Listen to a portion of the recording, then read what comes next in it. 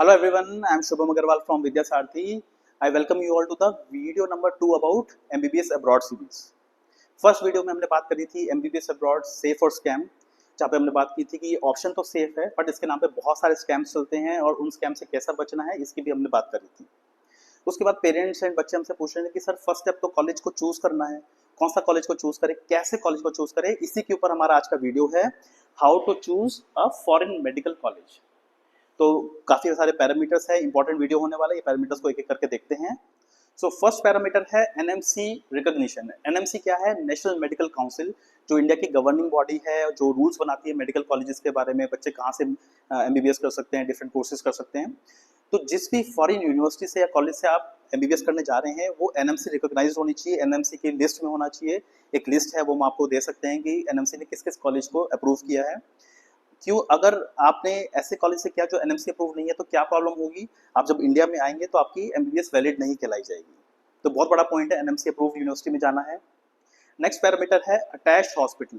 क्या वो foreign university या कॉलेज का अपना हॉस्पिटल है या फिर उसने किसी क्लिनिक से, डिफरेंट हॉस्पिटल से टाई अप किया हुआ है?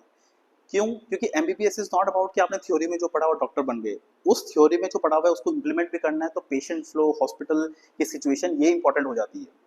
तो किस कॉलेज के साथ, किस यूनिवर्सिटी के साथ आपका हॉस्पिटल अटैच्ड है कि नहीं है, ये स्टडी करना ज़रूरी है एंड उसके बाद ये डिसाइड करें। नेक्स्ट फैक्टर है FMG passing ratio. FMG percentage, क्या एफएमजी होता है? एफएमजी होता है फॉरेन मेडिकल ग्रेजुएट एग्जाम। आज की डेट में बच्चे जो बाहर से करके आते हैं उनको इंडिया आके सबसे पहले एक एग्जाम देना होता है, वो है फॉरेन मेडिकल ग्रेजुएट एग्जाम। ये एग्जाम बाय द वे हट रहा है, अभी नेक्स्ट आ रहा है, next is national exit test, वो इंडियन बच्चों को भी देना है एमबीबीएस के बाद और बाहर के बच्चों को भी देना है। बट चाहे एफएमजी हो चाहे वो नेक्स्ट हो, ये देखना चाहिए कि वहाँ जिस भी यूनिवर्सिटी में आप जा रहे हैं वहाँ के पासिंग रेशो क्या है, वहाँ के बच्चे जब इंडिया आके एग्जाम देते हैं तो उनकी कितनी पासिंग रेशो है। जनरली ये चलता है कि 20% अबव, ऐसा यूनिवर्सिटी चूज करें जिसकी 20% अबव पासिंग रेशो है, तभी समझ में आता है कि यूनिवर्सिटी में ढंग की पढ़ाई है, ढंग से बच्चा पढ़ा है, तभी वो पास कर पाएगा ये एग्जाम। इसकी एक पूरी लिस्ट है, हमारे पास डेटा अपडेट होता रहता है एवरी ईयर।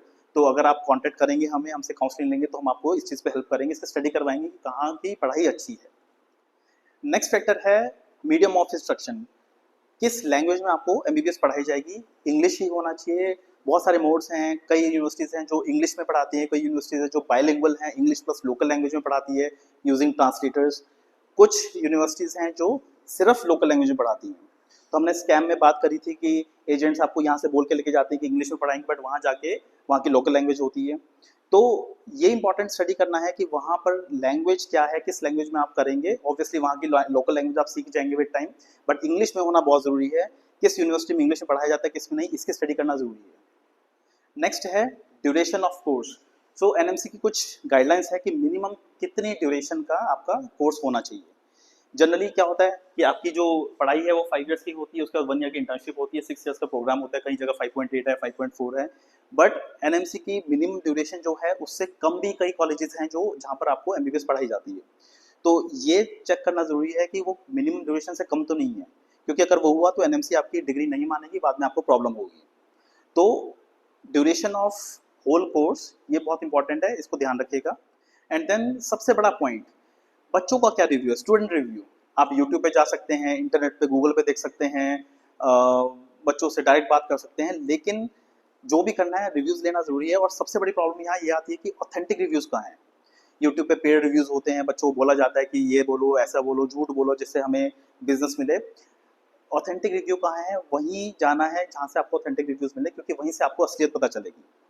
हमारे थ्रू जाते हैं तो हम बच्चों से डायरेक्ट ही आपकी बात करा देंगे, तो आप वहाँ से कर सकते हैं। और अपनी तरफ से भी आप अपनी अच्छे से चेक करिए एंड तभी विश्वास करके कॉलेज में आगे बढ़िए। एंड नेक्स्ट 5 इंपॉर्टेंट फैक्टर्स जो इंपॉर्टेंट हैं बच्चे के लिए। स्टूडेंट फ्रेंडली सिटी, जिस सिटी में आप जा रहे हैं वो कितना स्टूडेंट फ्रेंडली है, कितना ईजी है बाहर घूमना, उसकी हिस्ट्री क्या रही है, वहाँ कोई ज़्यादा प्रॉब्लम्स तो नहीं होती है।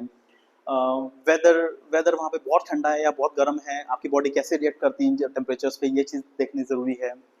खाना, food, veg, non veg, Indian खाना वहाँ मिलता नहीं मिलता, अगर बच्चे अपने रूम्स लेके खुद बनाते हैं तो वहाँ पे उसको रॉ मटेरियल ये सब मिलता है नहीं मिलता।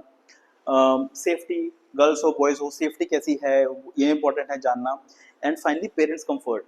पेरेंट्स अपने बच्चे को बहुत दूर कर रहे हैं, अपने पास से 6 साल के लिए दूर कर रहे हैं।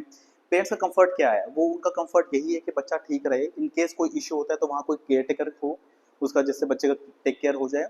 एंड सेकेंड फैक्टर है कि पेरेंट्स के साथ कनेक्टिविटी कैसी है, पेरेंट्स कितनी जल्दी बच्चे के पास पहुंच सकते हैं, ये चीज़ें जानना ज़रूरी है, ये चीज़ों पर स्टडी करना ज़रूरी है, क्योंकि एट द एंड आप पेरेंट्स का कंफर्ट होगा तभी जा पाएंगे वहाँ पर।